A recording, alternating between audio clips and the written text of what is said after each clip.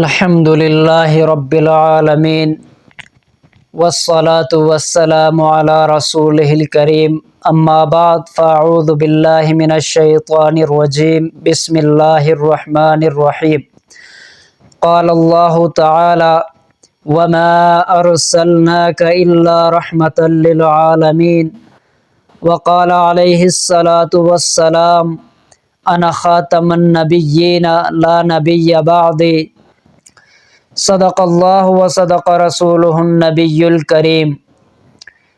ہر ابتدا سے پہلے ہر انتہا کے بعد، ہر ابتدا سے پہلے ہر انتہا کے بعد، ذات نبی بلند ہے ذات خدا کے بعد۔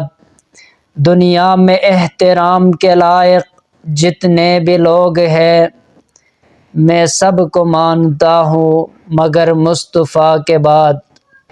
آج آپ کے سامنے عقیدہ ختم نبوت میرے ایمان کی بنیاد کے حوالے سے قرآن و حدیث کی روشنی میں چند گزارشات عرض کرنے کی کوشش کروں گا۔ اللہ رب ذوالجلال حق سچ کہنے کی اور عمل کرنے کی ہم سب کو توفیق عطا فرمائے۔ سامعین محترم، عقیدہ ختم نبوت دین اسلام کی بنیاد ہے۔ یہ عقیدہ اتنا اہم، اتنا ضروری کہ رب ذوالجلال نے جتنے بھی عقائد ہے ان عقائد کا قرآن مجید میں اتنا ذکر نہیں فرمایا۔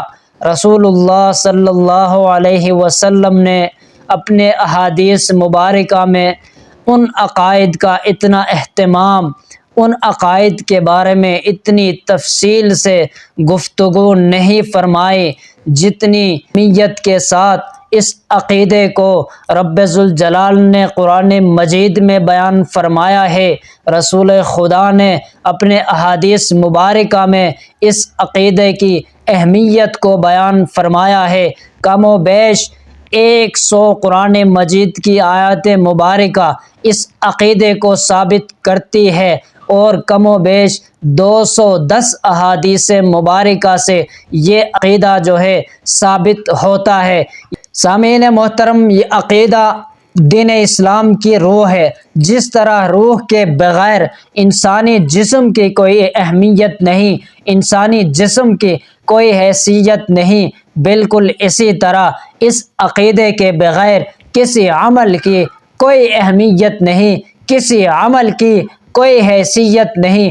اگرچہ لاکھ نمازیں پڑھے، اگرچہ لاکھ روزے رکھے، اگرچہ لاکھ حج ادا کرے، اگرچہ لاکھوں کروڑوں کے حساب سے صدقہ و خیرات کرے، لیکن اگر یہ عقیدہ صحیح نہیں ہے، اگر یہ عقیدہ درست نہیں ہے، اگر کسی بندے کے اس عقیدے میں کوئی خرابی ہے تو کوئی عمل اس بندے کا قبول نہیں ہے۔ لہٰذا یہ عقیدہ میرے اور آپ کے ایمان کی بنیاد ہے۔